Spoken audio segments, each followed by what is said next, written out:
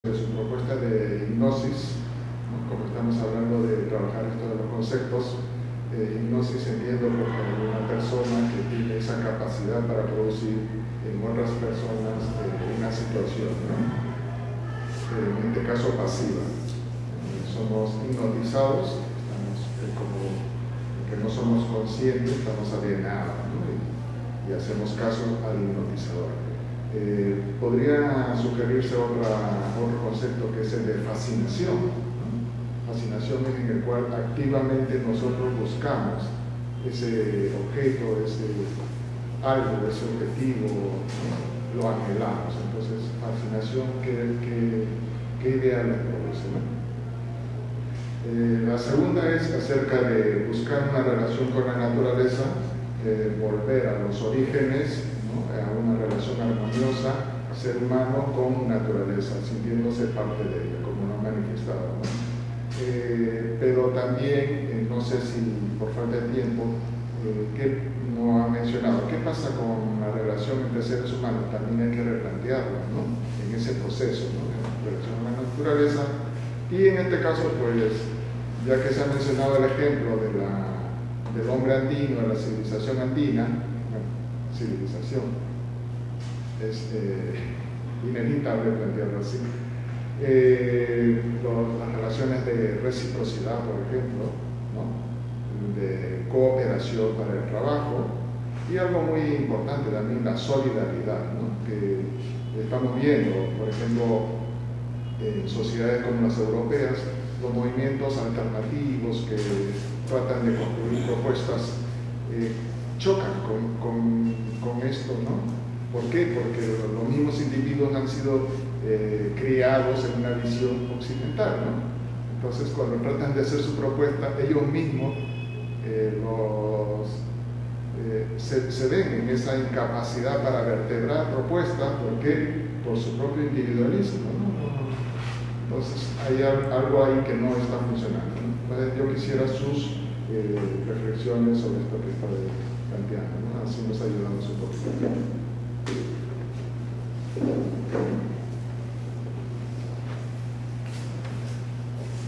Bueno, buenas noches a todos, saludos a la mesa por las brillantes exposiciones. Una de las preguntas que cabe ya cuando hablamos de que post-crisis es de este proceso de transformación va a requerir de un sujeto social, o en todo caso cómo se diseñaría, se configuraría ese proceso de cambio, ¿no? Segundo es el tema de que si bien hay problemas muy profundos, vemos también que han avanzado las posiciones, intentan ser más democráticas, ¿no? Como el caso del tema del género, el tema del reconocimiento a los pueblos originarios, los derechos en cierta medida formales, pero también de los trabajadores, y el desarrollo de nuevas epistemologías, ¿no?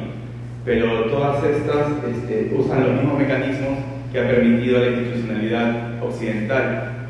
Sin embargo, lo occidental no quiere perecer, y más bien impone y sigue imponiendo violentamente sus imaginarios, y esto genera desórdenes. Y en esa medida, vuelvo a lo anterior, ¿cuál sería la propuesta? Porque hasta hace algunos años se hablaba del marxismo como esa propuesta que iba a transformar la realidad. Ahora se ha bifurcado todo, habrían salido por todos lados distintas tendencias, y todas reclaman como si fueran las verdaderas, ¿no? O en todo caso trato equitativo, ¿no? Eso es lo que pregona el postmodernismo. Se habla mucho de los espacios progresistas, intelectuales, de una izquierda postmoderna, ¿no? Y que esta habría reemplazado las utopías marxistas. En ese sentido, cuando ustedes plantean, porque todos han planteado la salida de esta crisis, necesariamente tenemos que definirlo, ¿no? Mientras que si queremos este nuevo mundo, este mundo alternativo, tenemos que partir por plantear nuestra relación con la propiedad, nuestra relación con el trabajo y nuestras formas de economía. bloqueemos el rol de preguntas con las respectivas respuestas de los panelistas.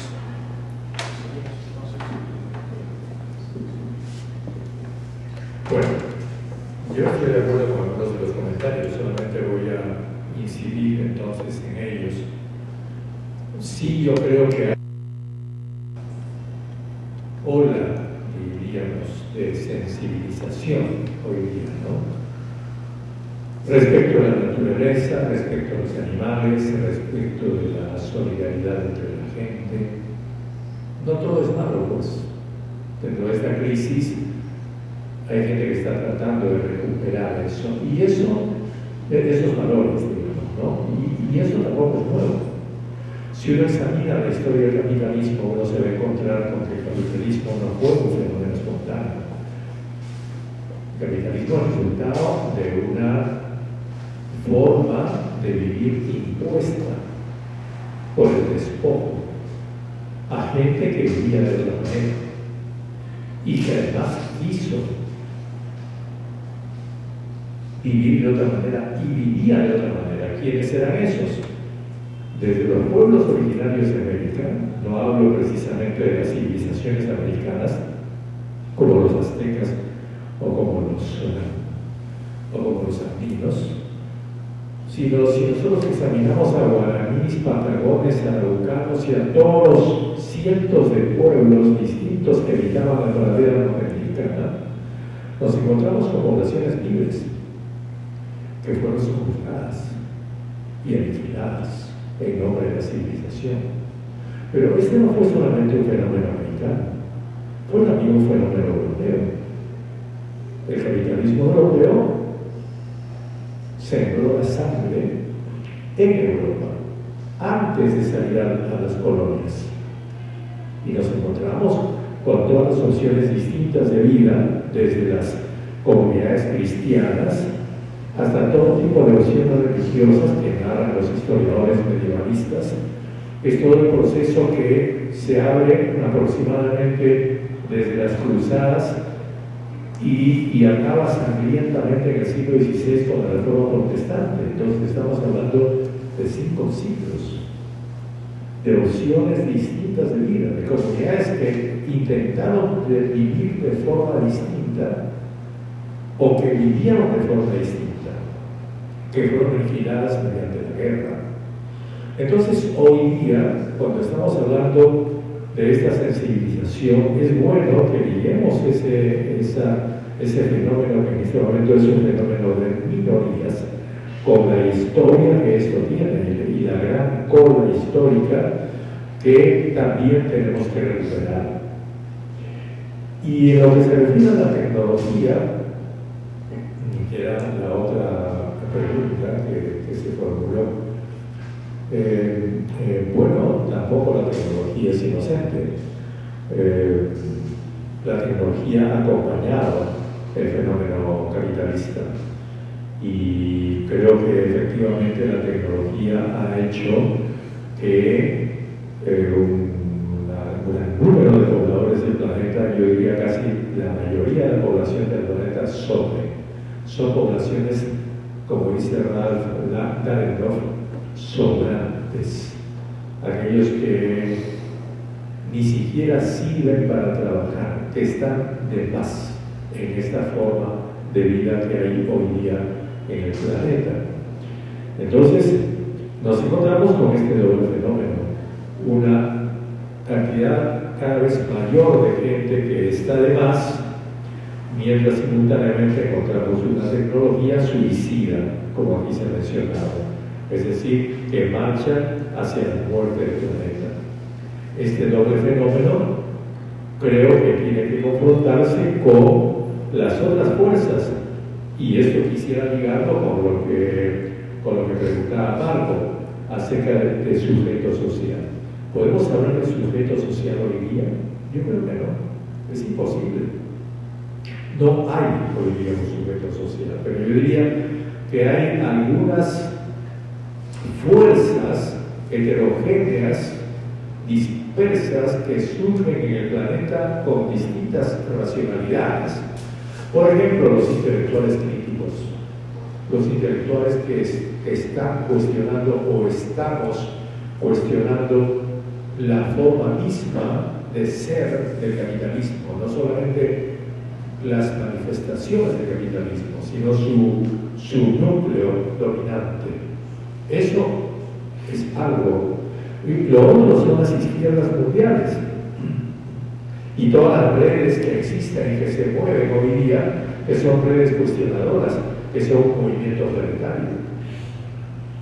Lo otro hoy en día son los pueblos originarios, que hoy día están globalizados y comunicados, y además muchos de ellos vinculados con las fuerzas intelectuales. Y finalmente encontramos los estados, los denominados BRICS, es decir, Brasil, Rusia, India, China y Sudáfrica. Claro, se me va a decir, pero ellos están reproduciendo la civilización capitalista. Yo diría que sí, pero si uno lee lo que ellos están pensando, ellos no están pensando por allí. Ellos no están tomando el capitalismo como modelo, están tomando el capitalismo como ventana. Y entonces, por lo menos, yo diría, démonos un tiempo para examinar con calma ese fenómeno. El hecho es que si nosotros sumamos todos estos factores y muchos otros que habría que mencionar, sí nos encontramos con un conjunto de fuerzas que hoy día existen de manera alternativa a esa hipnosis, a esa alienación, a esa fascinación que también mencionaba a nuestro amigo. Yo creo que es importantísimo pensar en esa calidad del capitalismo. Es decir, en un capitalismo que no es solamente capaz de ser un agente de explotación o de dominación, sino un elemento de hipnosis y de fascinación sobre el resto del mundo, una especie de gran víbora, ¿no es cierto?, que es capaz de mirarte a los ojos y que te deja paralizado antes de mullirte. Yo creo que ese es el fenómeno mundial hoy día, y eso ha sido señalado ya desde los años 60. Y bueno, por supuesto que esto significa reconsiderar la naturaleza. Yo diría, no exactamente volver a los orígenes, porque eso es imposible, pero sí examinar los orígenes y desmitificar lo modernista, la modernidad, ¿no? Desarmar todo eso, cuestionar todo este tipo de civilización tecnológica brillante, pero a la vez hueca y falta de valores. Porque además yo creo que el ser humano ha oscilado siempre entre el egoísmo y la solidaridad, y seguirá oscilando eso. Esa es su naturaleza. Y creo que lo que nos corresponde más bien es fortalecer, vigorizar los elementos que tienen de solidaridad y cooperación el ser humano frente a lo que tiene de egoísmo. Gracias.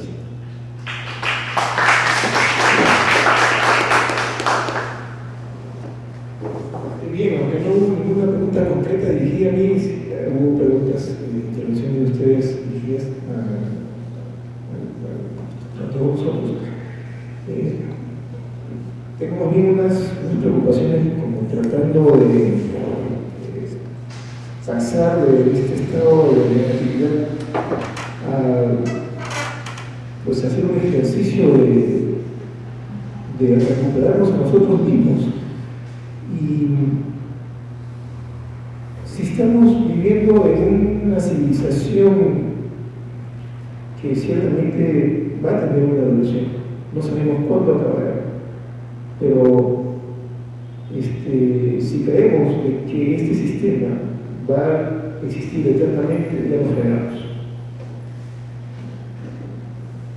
La cuestión es que si vivimos en esta civilización, en este sistema, mundo, donde es la cosa, cualquiera de estas sea su naturaleza, una cosa que está por encima, por fuera y nos domina, creo que habría que invertir la situación y decir, bueno, ¿cómo recuperamos nuestra humanidad, nuestro ser social? Porque ese ser social está fuera de nosotros, está maniatado desde que nosotros nos levantamos en las primeras horas de la mañana hasta que nos acostamos a la última hora de la noche, ese tiempo nuestro está en función de una organización laboral, de una organización del trabajo, de vida, que nos es impuesta. Entonces, ¿cómo podemos recuperar ese tiempo, hacerlo nuestro? ¿Cómo terminar con estas dicotomías, pseudo-dicotomías, en que la naturaleza es exterior y la tenemos que dominar para poder progresar?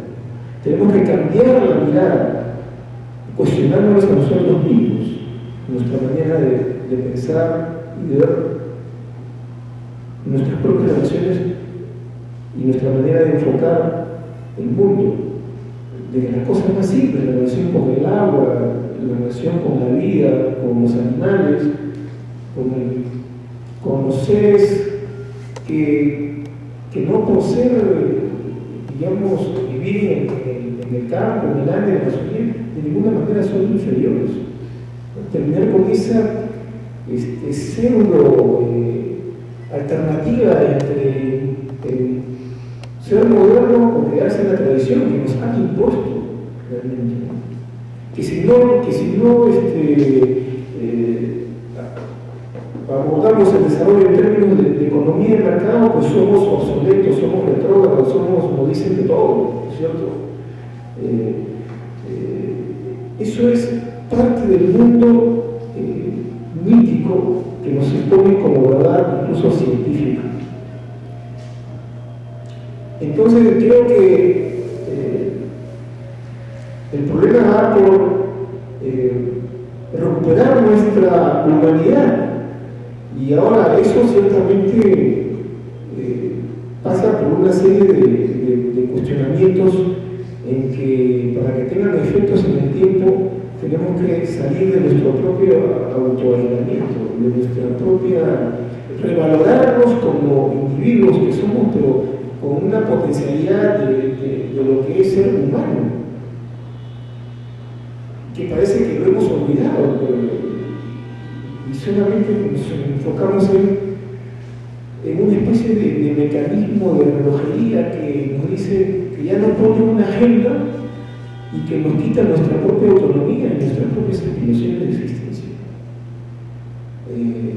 Bien, disculpen que lo ponga así un poco de manera algo filosófica, pero realmente estas cuestiones requieren replantearnos en esos términos nuestra existencia, nuestro modo de vivir, nuestro futuro como raza humana o como civilización. ¿Qué nueva civilización queremos? Dejar incluso a nuestros hijos, o que nuestros hijos quieran dejar a sus hijos, y así sucesivamente, porque esto tiene historia, y la historia solamente la podemos transformar nosotros.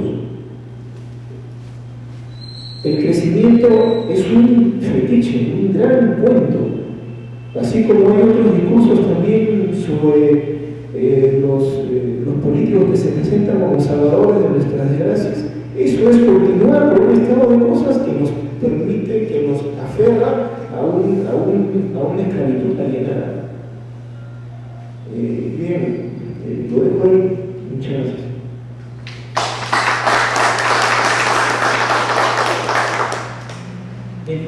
Respecto del sujeto social, ¿no?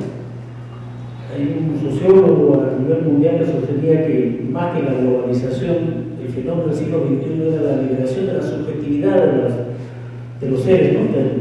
de los hombres y mujeres. Esta pérdida de identidad, ¿no es cierto? Todas las instituciones que de alguna manera adscribían identidades a las personas, a nosotros, han ido descomponiéndose, ¿no es cierto? La familia, la iglesia, el partido, las culturas locales, los estados-naciones. En un seminario sobre interculturalidad vi que un alumno tenía una trencita, y ahí le dije: ¿tú eres de Otavalo?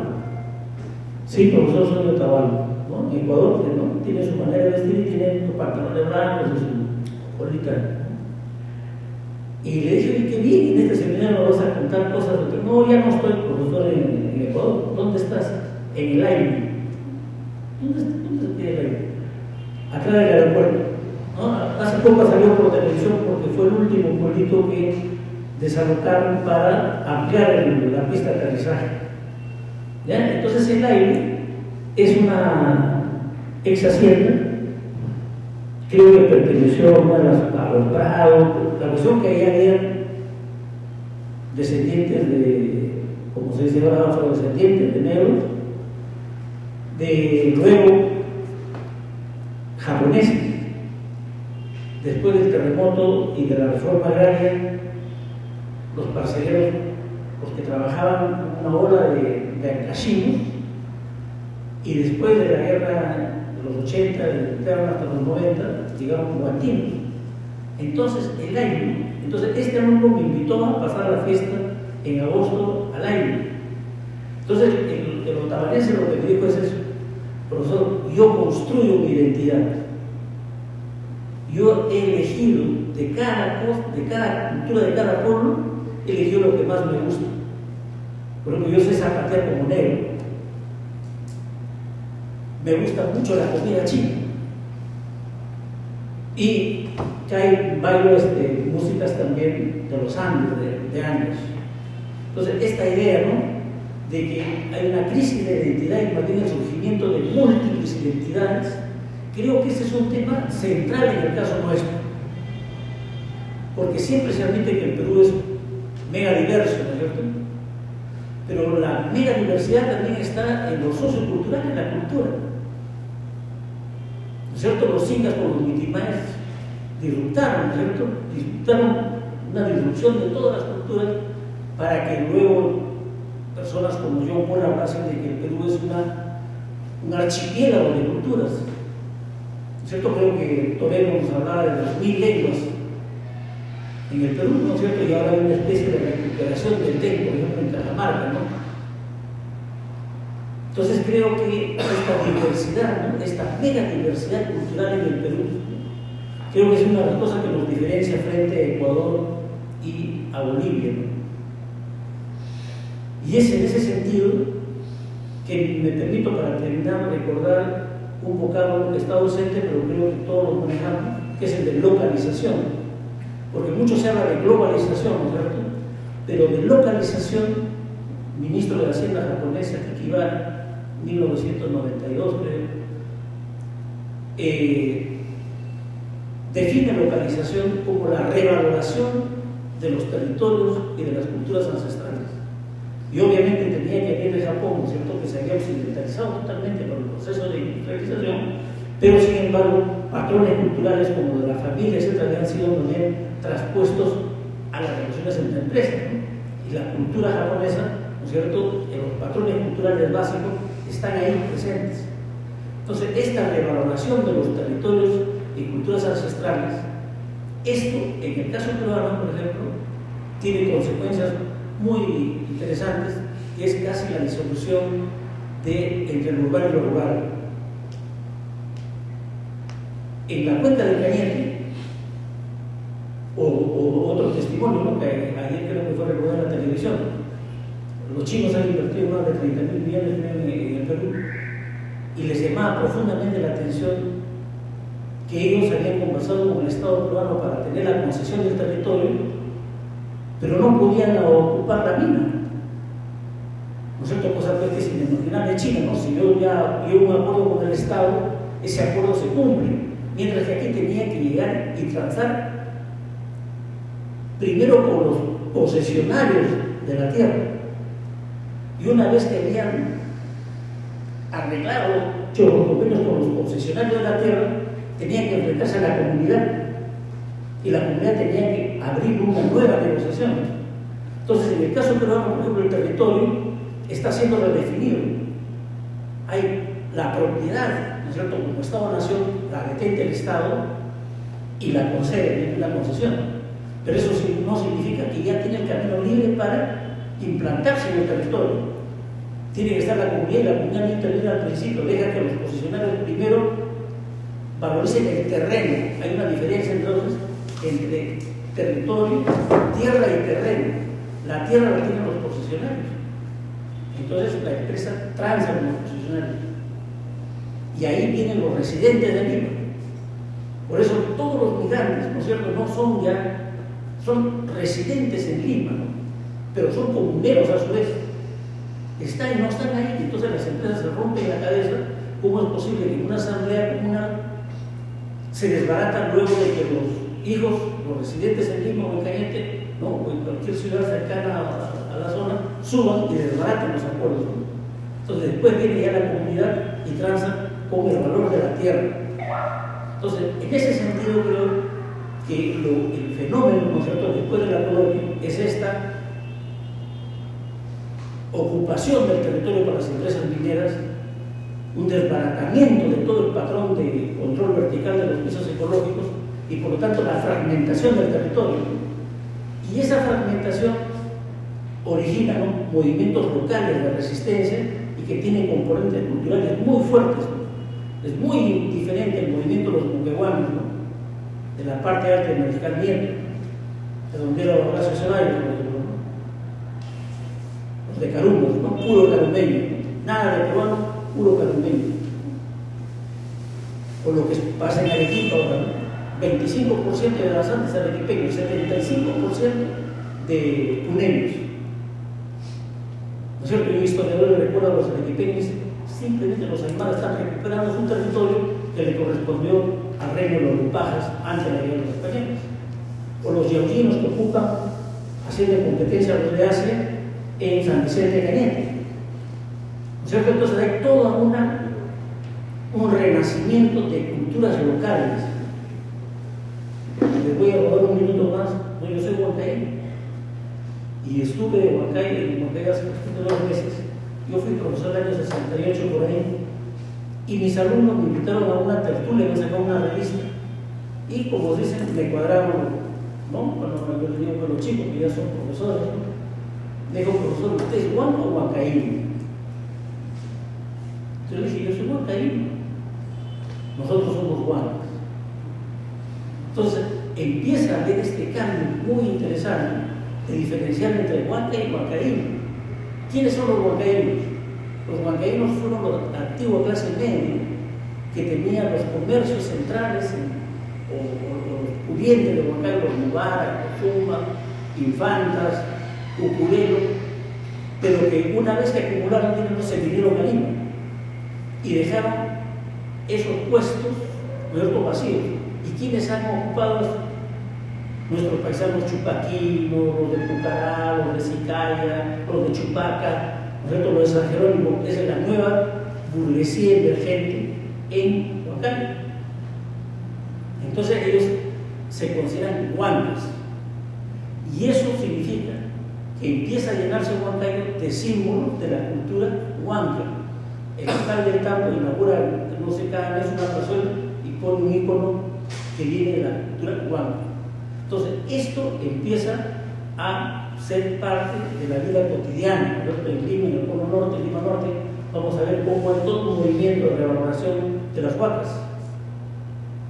Entonces lo dejamos ahí, ¿no? Es decir, hay una fusión entre fragmentación territorial, la mega diversidad cultural y el enfrentamiento con los intentos de homogeneización que la globalización pretende a través del capitalismo, ¿cierto? Y eso aparece muy insertado a esta nueva relación, o la vieja relación, pero renovada en otros términos, con la naturaleza.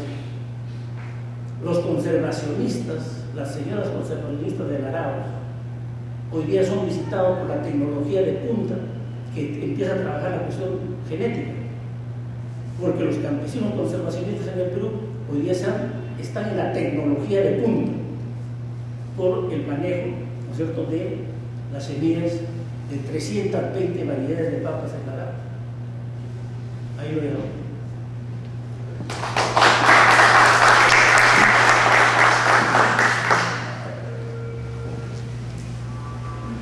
Brevemente quiero subrayar una referencia que hice al tema de los universales, porque me parece que todo finalmente nos conduce ahí, ¿no? Cuando hablaba de crisis universales, hablaba de, me refería a una serie de conceptos que se afirman universales y los cuales supone que nos orientan a todos en general y constituyen el soporte ideológico